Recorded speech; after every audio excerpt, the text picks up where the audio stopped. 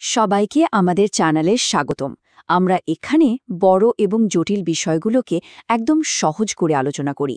আজ আমরা একটা দারুণ জিনিস দেখব, কিভাবে আমাদের সাধারণ শ্বাস-প্রশ্বাস ইংরেজি ভাষার নানা রকম শব্দ বা ধ্বনিতে পরিণত হয়।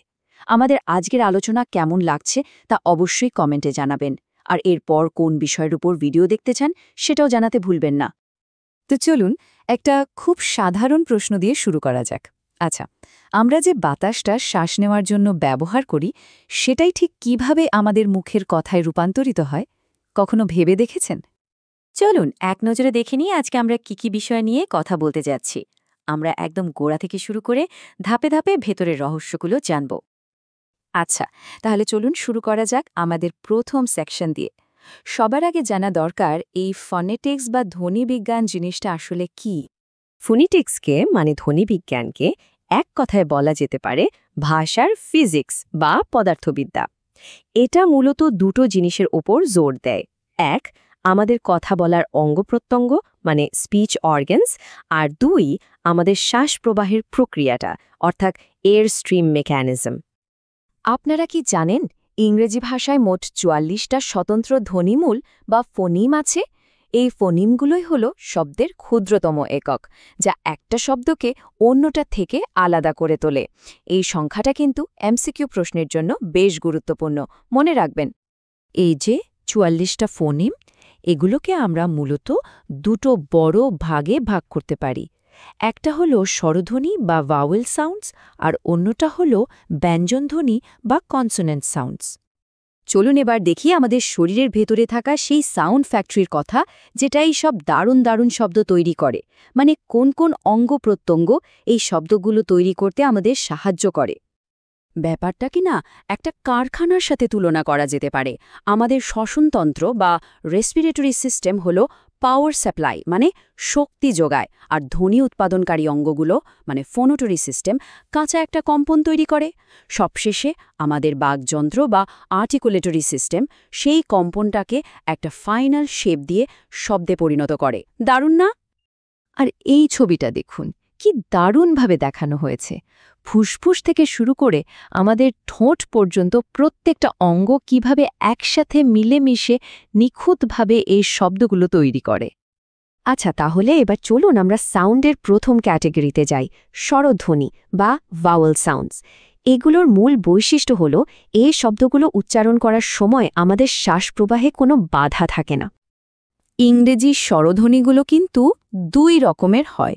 একটা হলো মোনোপথং, যেটা একদম বিশুদ্ধ বা পিওর ভাওয়েল সাউন্ড, আর অন্যটা হলো ডিপথং, যেখানে সাউন্ডটা একটা জায়গা থেকে আরেকটা জায়গায় গ্লাইড করে বা পিছলে যায়।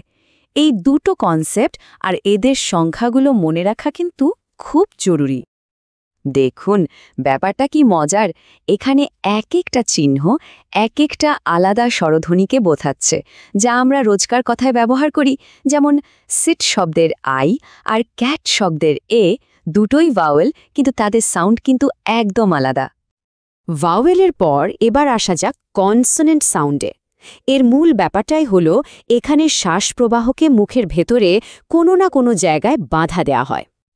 কনসোনেন্ট বোঝার জন্য একটা খুব গুরুত্বপূর্ণ জিনিস হল ভয়েসিং বা ঘোষতা। সোজা কথায় শব্দটা উচ্চারণ করার সময় আমাদের গলার স্বরতন্ত্রী বা ভোকাল কর্ড কাঁপছে কি কাঁপছে না, সেটাই হলো ভয়েসিং। এই পার্থক্যটা না বি আর পি এর মতো সাউন্ডে খুব পরিষ্কার বোঝা যায়। দুটো উচ্চারণে ঠোঁটের গঠন প্রায় একই থাকে, কিন্তু বি বলার সময়ে গলার ভেতর একটা কম্পন হয়, যেটা পি বলার সময় হয় না। পুরো খেলাটাই ভাইব্রেশনের। এটা আপনারা নিজেরাই চেষ্টা করে দেখতে পারেন। গলায় আলতো করে আঙুল রেখে ভি ভি ভি বলুন, একটা ভাইব্রেশন ফিল করবেন। আবার এফ এফ এফ বলুন, দেখবেন কোনো ভাইব্রেশন নেই। তার মানে মূল ব্যাপারটা হলো বাতাসকে কিভাবে আটকানো হচ্ছে। বাতাস কি পুরোপুরি আটকে দিয়ে হঠাৎ ছেড়ে দেওয়া হচ্ছে, নাকি সামান্য বাধা দিয়ে ঘর্ষণ তৈরি করা হচ্ছে, অথবা নাক দিয়ে বের করে দেওয়া হচ্ছে? এই টেবলটা কিন্তু কনসোনেন্ট বোঝার চাবিকাঠি। তো আমরা অনেক কিছুই জানলাম, এখন চলুন সব মিলিয়ে দেখি কিভাবে বিজ্ঞানীরা বা ধ্বনি বিজ্ঞানীরা যে কোনো কনসোনেন্ট সাউন্ডকে একদম নিখুঁতভাবে বর্ণনা করেন। এটার জন্য মূলত 3টা জিনিস দেখা হয়। 1, সাউন্ডটা ভয়েসড না ভয়েসলেস। 2, বাতাসটা মুখে ঠিক কোথায় বাধা পাচ্ছে।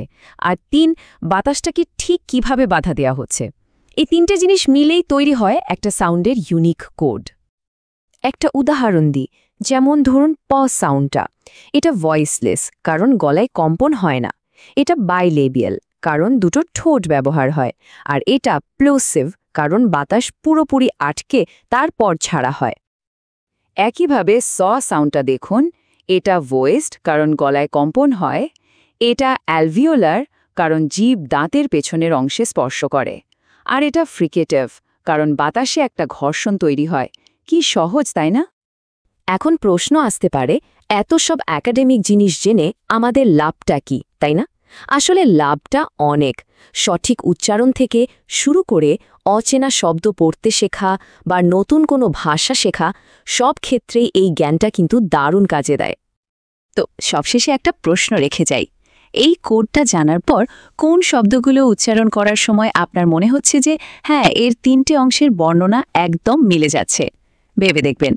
তো আজকের আলোচনা এই পর্যন্তই। আমাদের এই বিশ্লেষণ আপনাদের কেমন লাগলো অবশ্যই কমেন্ট করে জানাবেন। ভিডিওটি ভালো লাগলে লাইক, শেয়ার আর আমাদের চ্যানেলটি সাবস্ক্রাইব করতে ভুলবেন না। ধন্যবাদ।